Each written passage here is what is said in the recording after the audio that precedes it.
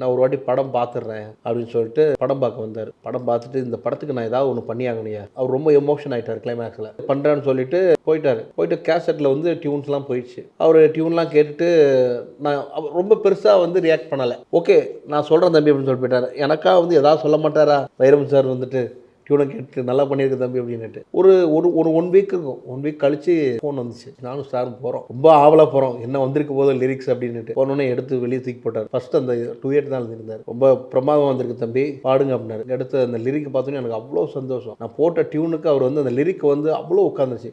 ஏடி கள்ளச்சி என்ன தெரியலையா ஓடி வெள்ளச்சி ஒன்னும் புரியலையா நெஞ்சு நோங்குது ஒன்ன ஓன் கால் 2 போகுது பின்ன நான் முத்தம் போட துடிக்கிற ஒன்ன நீ முள்ள கட்டி அடிக்கிற கண்ண. நானும் சீனு சாரும் குதிச்சிட்டோம்.